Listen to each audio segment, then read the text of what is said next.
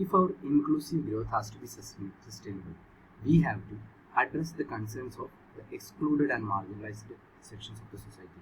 We have to ensure that there is participation from all sections of the society, and the income disparity, per capita income disparity between different sectors of the economy, different sections of the society, between rural and urban areas, between different genders, all disparities must be addressed. And our growth must be non-discriminatory.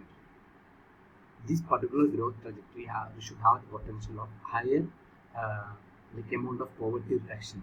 Then we have to ensure access of people to basic infrastructure and basic services or capabilities such as basic health and education. Okay, government must be giving many health related schemes or educational reservations, etc. But if people are not aware of it, or if they are not living in an accessible area, then there is no point, right? So that must be ensured by the government. The access should not only include the quantity but also quality of basic services. Then we should include poor, those who are lagging in the socio-economic hierarchy, and lagging regions. So poor people, socio-economically lagging groups, socio-economically lagging regions, etc. as well as the partners in the growth. Then only will be done. Then what are the broader components of inclusive growth? There must be equitable distribution of income. That is required for reducing inequality. Social sector development, education, health, etc. Then reduction in regional disparities like rural, urban, etc., northeast and mainland, etc. Protecting the environment, that also is a component of the inclusive growth. Okay.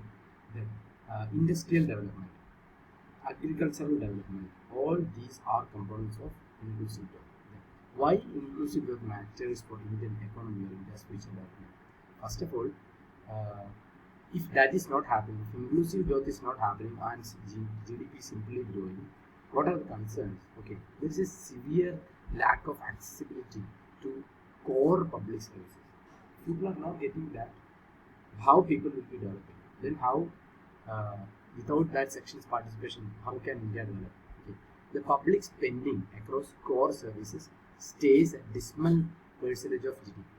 For example, for education, for health, etc., the percentage of GDP is less than 2.5%. Right. Then malnutrition and undernourishment has been prevalent in society among marginalized sections, especially among adolescent girls. Right. Then economic and social inequalities exist at intra-state level and interstate level.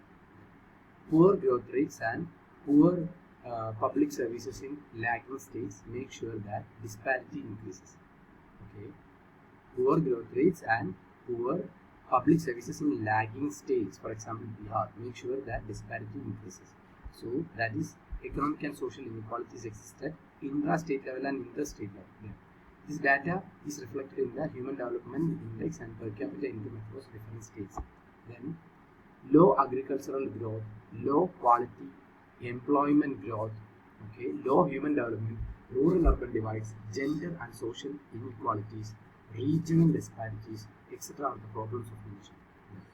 Reducing poverty and inequality and increasing economic growth are the main aims of the country through inclusive growth. What all things?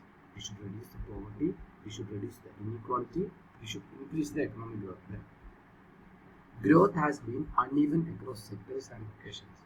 For instance, agriculture has been lagging behind, and in countries such as India and China, some regions have advanced faster than others.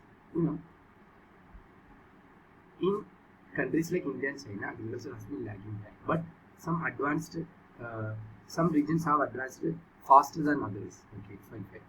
Then policies are also relatively ignored in the agricultural sector. Due to trade competitiveness, FDI investment and new technologies have demanded skilled labor. So without this skilled labor, Indian economy cannot have growth, because maximum population, if it is not skilled, then they are not participating in the growth trajectory. That means inclusive growth is not happening. Because of that, what? This FDI cannot be capitalized by us. Okay. Then In some cases, labor laws are also some issues. Okay, we through some of our simplified labor laws encourage casualization of labor for increasing the ease of doing business and all. We promote casualization of labor, but that is reducing their security. Then unsustainable economic growth, right?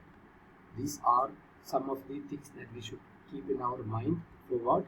For understanding that inclusive growth matters for India's future development. Okay, if the growth is unsustainable, India cannot grow. Right? Then, so we'll discuss the remaining thing in the next video.